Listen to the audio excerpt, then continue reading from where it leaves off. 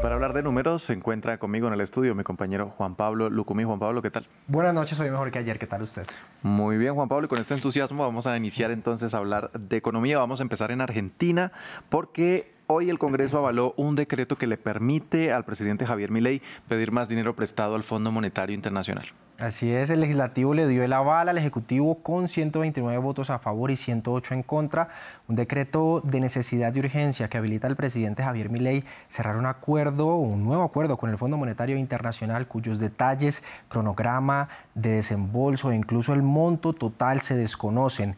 El oficialismo, que es minoritario en el Parlamento, logró el aval principalmente gracias al apoyo de Propuesta Republicana, partido del expresidente argentino Mauricio Macri, mientras que la izquierda y el peronismo votaron en contra. Los 13 ausentes también facilitaron el trabajo del gobierno. Con menos presentes, pues el número necesario para aprobar el decreto también bajó.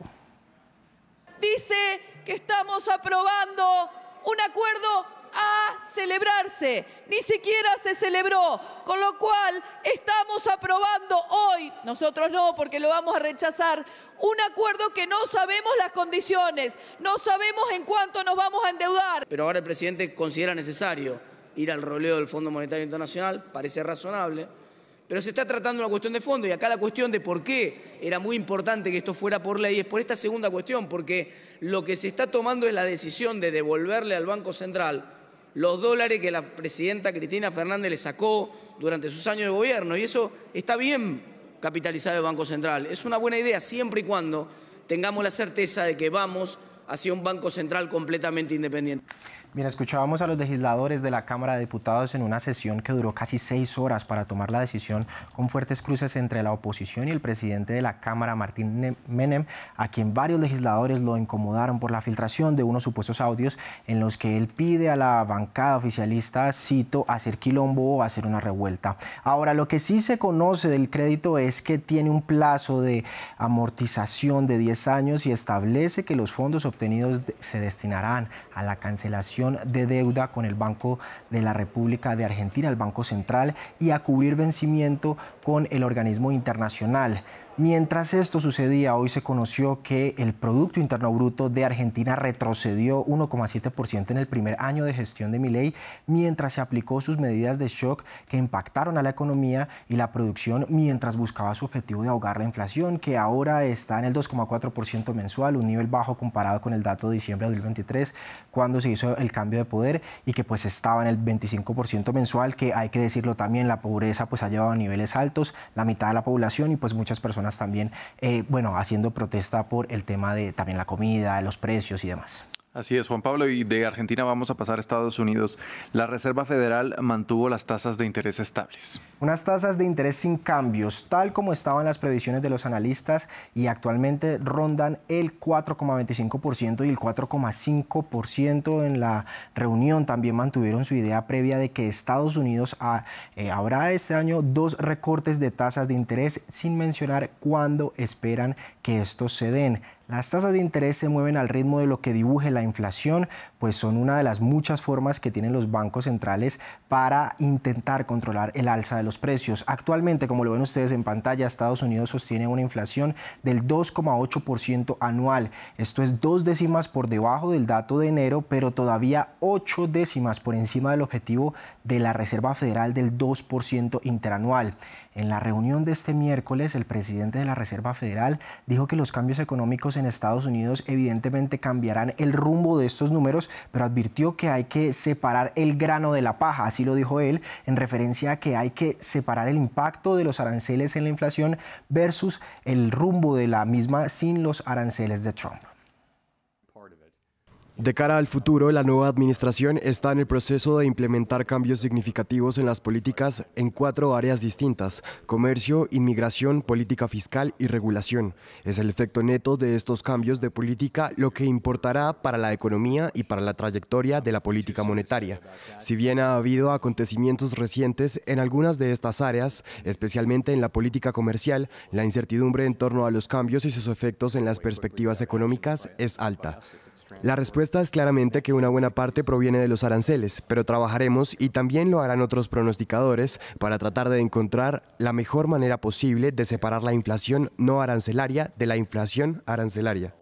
Bueno, pero a pesar de toda la incertidumbre económica por los aranceles de Trump, la mayoría de los funcionarios esperan que para 2026 la tasa de interés disminuya otro medio punto porcentual hasta el 3,25% antes de ceder alrededor del 3% por allá en 2027, algo que quitaría presión sobre el endeudamiento de los estadounidenses. Entre otras cosas, la Fed también cambió su previsión de crecimiento económico para el país en 2025, pasando del 2,1% que había previsto en diciembre, ahora al 1,7%, esto pues en un escenario oscuro para Estados Unidos que pues ahora espera que crezca a este nivel. También estima que el desempleo se eleve 4 décimas desde el 4% actual, datos que se conocieron al inicio de este año, y en su nuevo pronóstico espera que la inflación subyacente, que recordemos Andrés, es la que excluye los cambiantes precios de los alimentos y la energía, sea de 2,8% al cerrar el año. También por este lado pues no son noticias positivas.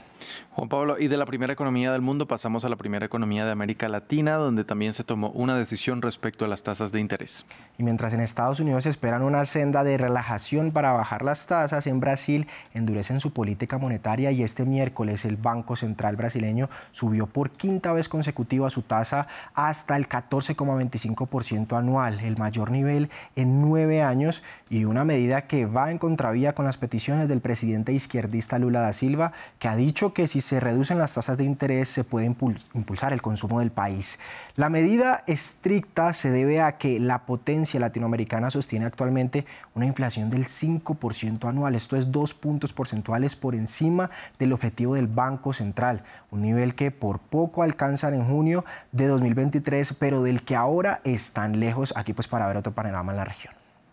Bien, antes de terminar este bloque, ¿vamos a ir con los indicadores? Vamos a revisar las bolsas porque todas estas noticias afectan a los diferentes mercados. Empezamos en Estados Unidos, en donde el día de hoy cerró en panorama positivo con el S&P recuperándose un 1,1% luego de la semana en la que perdía considerablemente y entraba en ese periodo de corrección. Pasamos a Europa porque hoy se tomaron decisiones importantes con respecto al gasto. Vemos ahí como el Frankfurt de Alemania perdía un 0,4%, mientras Madrid ganaba esa misma cantidad. La Unión Europea presentó un plan para ayudar a los países del bloque en estas enormes inversiones para reforzar su capacidad de defensa en lo que consideran un momento crucial. Y cerramos en América Latina, en nuestra región, en donde la mayoría cerraron en positivo. Era Argentina quien ganaba un 4,5%. El día de hoy se tomaron decisiones importantes en tema de deuda para el país, y México un 0,5% también al alza, con Claudia Sheinbaum diciendo que tiene un plan preparado para que la economía no le afecte, ya que Fitch Ratings y la OCDE